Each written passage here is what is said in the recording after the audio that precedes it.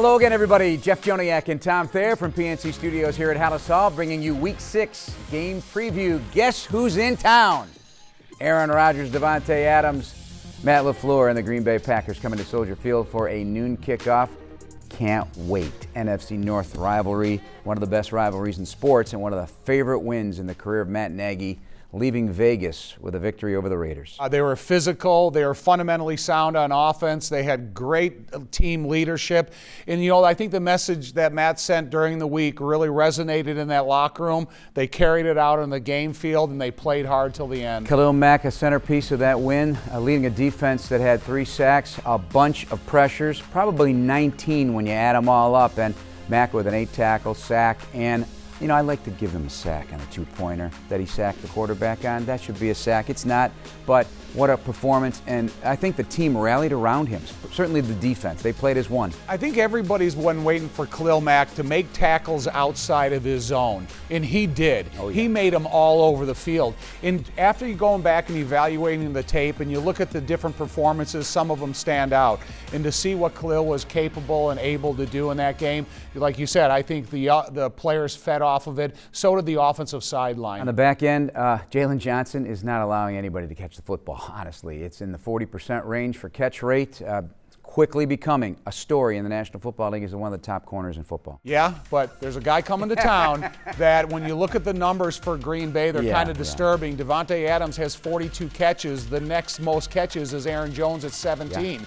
So, Jalen, here you go, man. This is your marquee opportunity in the division. Well, this gentleman, Davante Adams, is an outstanding route runner. You name the route, he can win the route, and he's dangerous. We know that. He's done some damage against the Bears, and with that quarterback, it's a deadly 1-2 punch. Alone, they can win a game, just the two of them. Davante Adams, I watched the special on him in the offseason. He wins the route at the line of scrimmage. Yeah, catching the ball, you have one of the most accurate quarterbacks in the history of the NFL in Aaron Rodgers. But what can you do to get off the line of scrimmage? And I think that's where Davante Adams' real power is, but I think that's also the challenge of the defensive backs across the league. Their Pro Bowl guard, Elton Jenkins, could be back this week, but they had to remake that offensive line. A bunch of injuries, and there is no David Bakhtiari just yet as he recovers from his knee injury, so you don't know really what you're going to get on Sunday. You made reference to the interior defensive line of the Bears and the amount of personnel they have and the way they can use it. There is also an interruption at the center position. So now if you can take a young center and you can have that rotation where, hey, okay, this young guy, I don't know Angelo Blackson that well. I see Bilal Nichols, what he can do. Man, Eddie Golden, he's not bad. Kyrus Tonga, he's a big body. So you keep throwing that diverse type and style of play from the Bears defensive line. It's a challenge for the entire offensive line, but the interior as mostly. All right, let's look at Justin Fields. His play was outstanding when clutch plays needed to be made. I keep thinking about that 3rd down and 12, 13-yard pass over the middle to Darnell Mooney. They were prevent coverage, and they had that play in practice for weeks. He pulled it out at the right time, the right call, and a perfect throw and a great catch. The Raiders, they really helped because they played a prevent defense at a time that I don't think they should have been playing prevent defense. They had a 3-man rush. They set a line right at the first down marker. Darnell Mooney ran to the first down marker, and boom, ball was there. But the key to that, though, was, boom, fire right away. Don't let him adjust, don't get there. So I thought, and he and Mooney certainly, and Allen Robinson as well, but Mooney had that big game against the Packers last year, 11 catches, 93 yards, and a big 50-plus yard play. There's a lot still to grow here. I mean, Matt Nagy talks about the identity clearly is being chiseled here.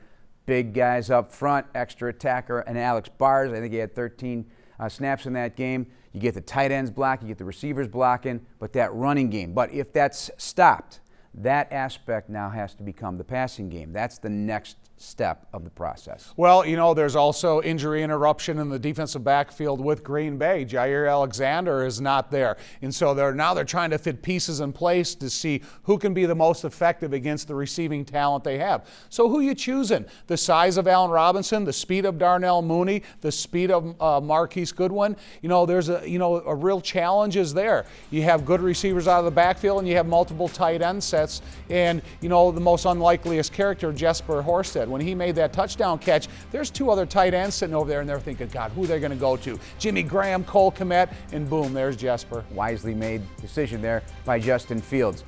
He took a lot of hits. He's showing toughness, but over time, there has to be some decisions made on when to take it and when to just give it up. Yeah, you want to take it as little as you possibly can, but I think that's the growth and development of any position. You know, if you're an offensive lineman, you got to learn better technique. If you're a defensive player, you got to learn how to tackle. And now, if you're a quarterback, you got to learn how to avoid pressure, read the line of scrimmage, and keep yourself as safe as possible. So interesting with the Packers, you don't want to fall behind. Aaron Rodgers is great at getting on a lead and getting a 2-score lead quick on the Bears, or doing a 2-for-1 before halftime. It's the same key every time we play the Packers. So in this case, the Bears defense, any chance, Bears offense, any chance, special teams, any chance that you can take advantage of the opportunity at the given moment against him. I know it's 53 guys, but against him, you have to take advantage of that opportunity. I guarantee you this, if the Bears have 4 16-play scoring drives, they'll win the game. They showed that they could do it out there in Las Vegas, and that's the key ingredient here. Got a great running tandem last week. Got to give it up. Damian Williams and Khalil Herbert, outstanding performance. Both of those guys making plays, both, and in Williams' case, in the passing game as well. Yeah, I'm really super impressed with Khalil Herbert because, like I said, you don't know until you got to know. And he showed up and he had a great performance. Damian Williams is very elusive. He catches screen well. He runs in the open field. He's got great running back vision. So everything you need out of those 2 guys, they're going to have to surpass what Jones and Dillon bring from the other side of the ball. But super impressed with Khalil Herbert, his effort, his power, and the instincts that we are introduced to. Okay, tip of the cap again this week, Cairo Santos getting it done, man. 34 in a row. He is outstanding with consistency right now. The trust is off the charts in Cairo. 2 big 46-yard field goals in the 4th quarter. You know, that's the thing about it. That's an advantage that you have to have going into the game. Difficult circumstances because no one's comfortable in Soldier Field unless there are guys. And you look at the punting and the kicking last week for Green Bay, wasn't great. So again, now Bears, you got to continue to be perfect. All right, there's a lot of language right there coming from the mouth of Tom Thayer and Jeff Joniak as we preview Bears-Packers. We're excited about it. You can tell that right now. We'll have it for you on WBBM News Radio 105.9, starting with a 9 a.m. pregame and a noon kickoff. Hope you'll join us then. That'll do it for Game Preview Week 6 version. For Tom, I'm Jeff. Thanks for watching.